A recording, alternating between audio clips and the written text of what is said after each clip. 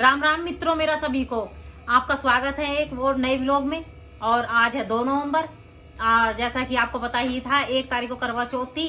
करवा चौथ की मैंने सबको आपको हार्दिक शुभकामनाएं दे दी थी और अभी आई हूँ नया व्लॉग लेकर मैं। और स्वागत है आपका पूनम संबल चैनल पर। मैं पूनम चौधरी आपसे आज बातचीत करूंगी। और गाइस, कल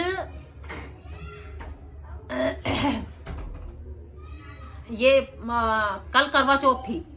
करवा चौथ की वजह से कल मैं छत पर गई। छत पर मैंने पहली बार नोएडा में ऐसा देखा है कि करवा चौथ के दिन भी इतने पटाखे छूटे हैं बेहिसाब। अब मतलब दिवाली पे तो पटकारे छूटते ही थे, अब करवा चौथ पे इतने पटकारे छूटने लगे। इतने पटकारे अनार और इतने वो 17 और 12 रंगी और 24 फेड़ा और 12 फेड़ा, ये सब इतने पटाखे छूट रहे हैं। इतनी दिक्कत हो रही है आज प्रदूषण की। आज कल 1 तारीख थी करवा चौथ थी, आज 2 तारीख है। मैं 2 तारीख को व्लॉग बना रही हूँ तो ये मैं बता रही हूँ कि इतनी प्रदूषण हो रहा है कि मतलब 4 बजे ही धूप नहीं निकली, पूरा दिन तो धुंध सी रही है। जो भी नोएडा वाले हैं उनको पता ही है। और 5 बजे ही ऐसा दिन छिप गया, बिल्कुल जैसे कि 7 बजे हो रहा। इतना अंधेरा सा। मैं कह रही मैंने कि ठंड सी लगने लगी क्या। देखें तो इतना प्रदूषण हो रहा है। दिवाली पे क्या हाल होएगा दिल्ली वालों, नोएडा वालों, सोचो कुछ। दिवाली पे क्या हाल होने वाला है। इतना प्रदूषण तुमने करवा चौथ पर कर दिया। करवा चौथ पे एक और नया ये रूल आ गया कि पटकारे छोड़ने का।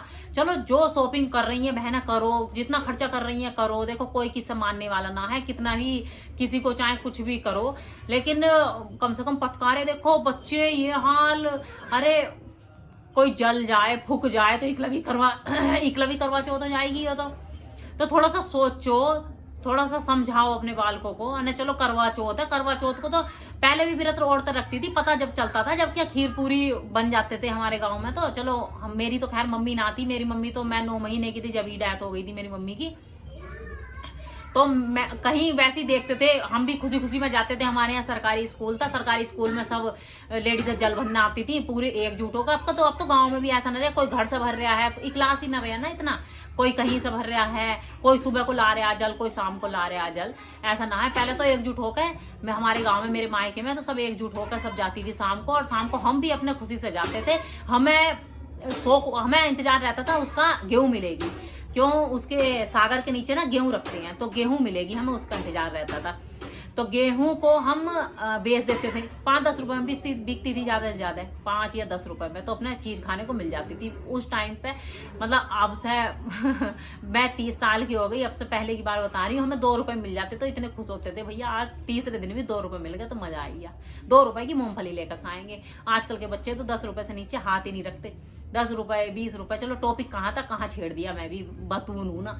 तो फिर उसके बाद मतलब उसमें सरकारी नल पर पानी भरती थी, पानी भरकर आ जाती थी। तो शाम को जब गांव में बनते थे कि ना, हाँ वो है खीर पूड़ी बन रही है या आलू गोभी की सब्जी बन रही है या छोले बन रहे हैं, पता नहीं भाई शहरों में क्या क्या होता हो, लेकिन गांव में तो आलू गोभी की पूड़ी और वो खीर वीर बन जाया है। और जो भी वो सेब संतरा वो पूछ देते हैं, कपड़े वगैरह अपने सास को पूछ देते हैं।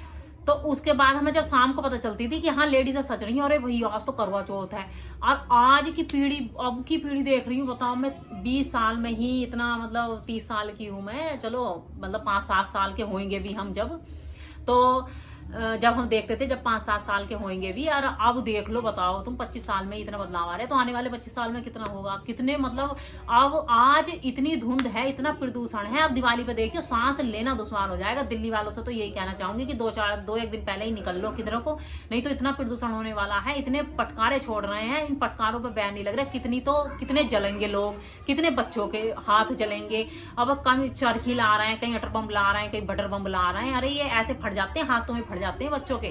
पर अपने बच्चों को छोटे छोटे चटर पटर वाले यही दिलवा दो, बस इनसे ही वो कर दो। नहीं तो अपनी लाइटें वाइटें वैसी लगाओ, अपने दिए जलाओ। देखो, खुशी तो वो होती थी जब श्री राम आए थे, तो खुशी ये थोड़ी पटाखों की करो, तुम दुनिया भर की पूजा पाठ तो करो मत, पटकारे। अरे तुम वो करो, दिए जलाओ, अपने घर में खुशी मिलाओ, प्यार से बोल लो, अपने बच्चों को संस्कार सिखाओ, अपने बड़ों से संस्कार में बोलो, बस ये है। और ये थोड़ी है तुम इतना दिखावा कर रहे हो, इतने झोले भर के पेटियां भर का पटकारे ला लिए। चलो पैसे वालों का अंत है, चलो पैसा है तो ये दिखावा कर रहे हो कि हमने इतने पटकारे ले लिए। अरे वो भी हैं।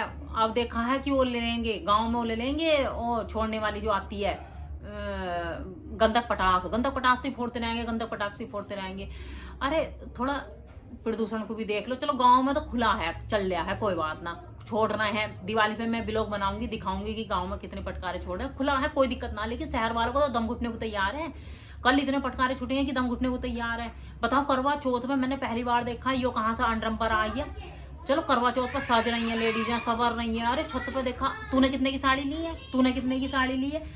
ओह तुम्हारी तो ज्वेलरी बड़ी अच्छी लग रही है, तुम्हारे कानों के वो अच्छा इसने नए बनाए हैं, अच्छा इसकी तो पिछले साल वाली है। अरे तो चलो मन भाव का वो है, अपने व्रत रख लो भाई। हम तो चलो नहीं व्रत रख रहे, मैं ये भी वो नहीं कर रही कि मतलब मैं व्रत नहीं रख रही, मैं इसके लिए कह रही हूँ मैं आपसे, मैं अपोजिट नहीं कह रही। मैं चलो श्रद्धा मनोभाव से व्रत रख रहे हैं, ये अच्छी बात है। लेकिन ये सोचो कि कम से कम वो कर रहे हो तुम, दिखावा तो कर रहे हो, लेकिन पटकारों का कहाँ से दिखावा आएगी अभी हो।